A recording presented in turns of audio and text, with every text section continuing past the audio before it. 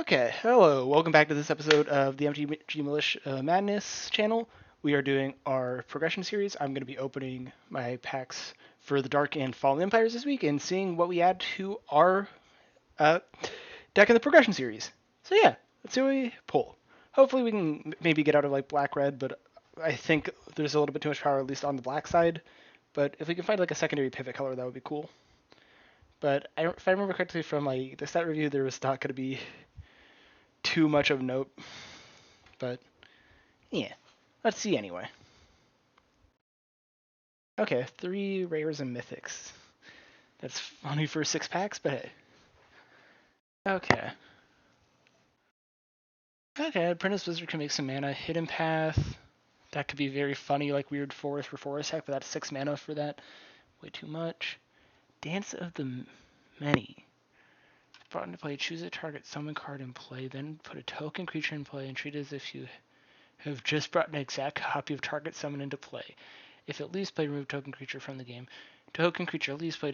Okay, so it's a clone, but with an upkeep cost of 2 every turn. That's honestly kind of sick, though. Like, a 2 mana full clone that you just have to pay for its upkeep cost every turn is not the worst thing in the world, especially as we get into more powerful stuff.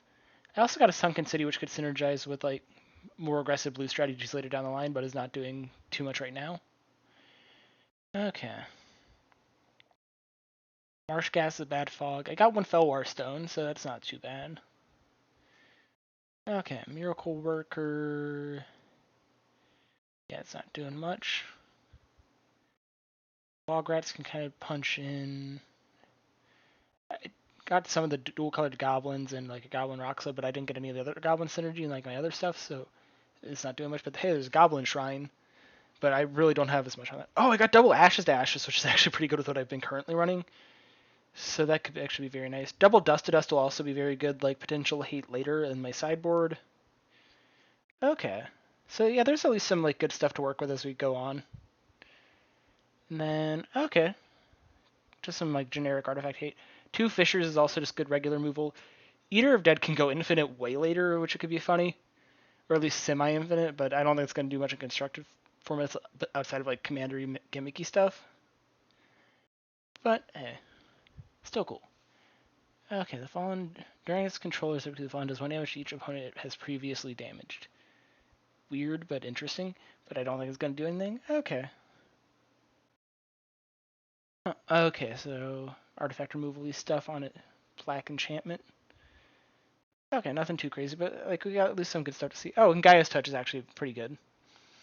Because it's kind of like Explorer, it's just a little bit more awkward. Okay, yeah. I think I spent like a little too long looking at this maybe, but like I just found like some of the actual picks interesting. So yeah. Gonna export that and get it put into the like main thing so that I can deck build with it. And we'll see you in the next pack. Okay, cool. I'm back. We're going to open the packs of Fallen Empires. I'm not expecting much here, but we're hoping for hymns. And yep. Okay, we got Goblin Warriors. Sacrifice 2 goblins, put 3 into... So, okay. So, mana sink for a Goblin deck. That could be interesting in the future. Goblin Grenade is good to have 1 of, at least, just for possible future stuff. Triple Hand of Turok? Okay. Okay, yeah, we got some of there. Oh boy. Then Basil Thrall. Okay, so mana sink, so you can put in some mana, take it out later. Order the Ebon Hand. Okay, so that's pro white guy. That's pretty good. I forgot that multiple of the things in the set just have different art, like kind of randomly.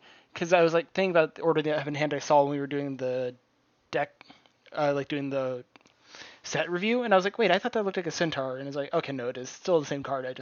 So this will be very good to have as a sideboard card. Same for the Order of Lightbur, just because protection is an utterly broken ability. And then Mindstab Thrall could be very funny, but I don't think it's going to be like explicitly good. Let's see.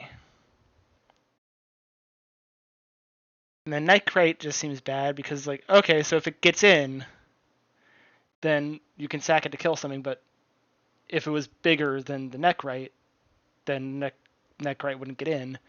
Unless like, they just chose to make a really bad attack the turn prior. Okay, pay black or bury this. When a player hits a force him to play Turok's Chant deals 3 damage to him unless that player puts noise. Okay, that's actually kind of sick. That could be some good enough sideboard to hate. Like a -1/-1 counter for every forest is not that bad, but like deal 3 damage will be. So obviously they're going to choose a -1/-1 counter in probably a lot of situations, but that'll also mean my board can outscale, especially with like the quality of creatures at this point. Especially because like a lot of Green Sang is trying to be bigger than my stuff, so kind of forcing them not to be could mean that Turok's Chant is a very relevant sideboard card. Especially because I'm having a feeling I might just like try to do the mono black thing this week. But we'll see how good that is without Pestilence and all that.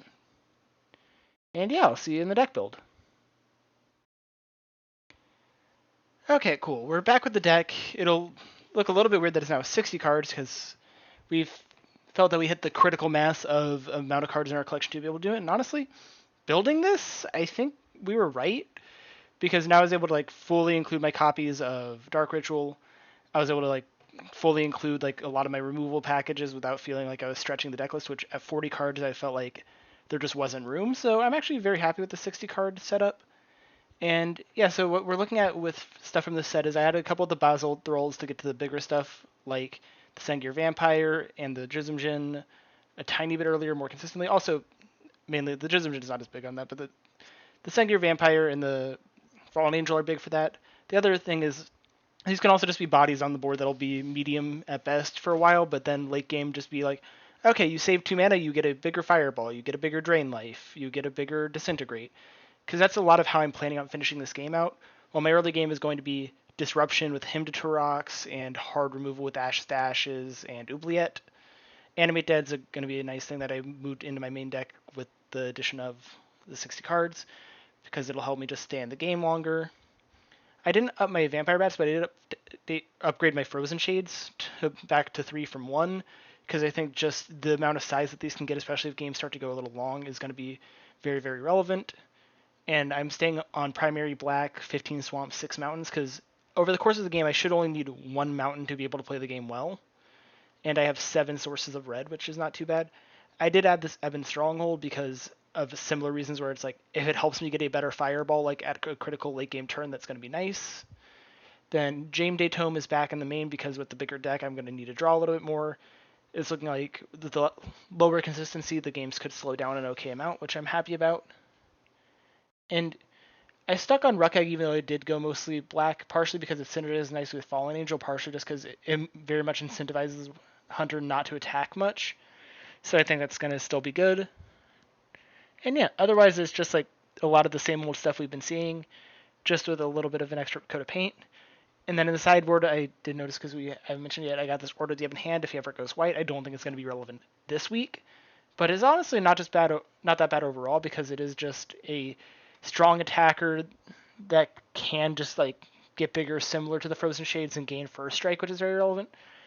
So in the future, there's not a bad argument for me just like throwing this in the main board over Basalt Thrall if they feel bad, because it even against non-white decks, it feels okay enough. It dies a little easy is like its main problem, but having gotten rid of the bolts and chain lightning, he's probably gonna have to spend a bigger spell than he would want to get rid of it anyway. So yeah, this is like one of the iffy spots where I feel I could bring a main deck. I also have multiple more deserts in my sideboard, so hypothetically, or in my collection, so I could add those eventually in the sideboard or just like throw them in the main deck. But I was just nervous about in the main deck including too many lands that didn't make black mana for the stuff of like all these 2 mana double black cards and then specifically the Drain Life, because I just don't want these to have like such low impact because I got a little too greedy on my mana base. So I'm in a little bit of an awkward spot with that. Then also I brought in my Sinkhole to the sideboard from the rest of the stuff because we do have more impactful lands like the Library of Alexandria, which if I don't see mine and he sees his, I do want to have an answer for. And at 2 mana, you can't do much better than a Sinkhole. So feeling good about that being there. The other thing I probably can just throw in my sideboard real quick, which I'm going to be iffy about because it's double red, which I will just do just because why not, is going to be, where is it, the 5 mana kill spell that also kills lands. I didn't look this up in advance, but yeah. I remember I pulled 2 of them Fissure, that's the one. I'll throw 2 Fissures in my sideboard, just because of the same deal of like that can be pretty hard to beat, and also Fissure is a little less one-dimensional. So, yeah. So I'm not using all my sideboard slots right now just because so many things are narrow and I just don't know what else to add. And I honestly just kind of was like, I'm just going to stop thinking about it for now. And in the future, I can like get better sideboard slots ironed out and figured out later. But for now, this deck's looking pretty good. I do find it funny that the price tag is 3,000 because we randomly have some alpha cards in here, which if there were any other printing on them would just be like nothing. And obviously, like I'm not buying these, but hey. And actually, with this one, I didn't realize that Drizm Gym actually never got reprinted again except in online sets.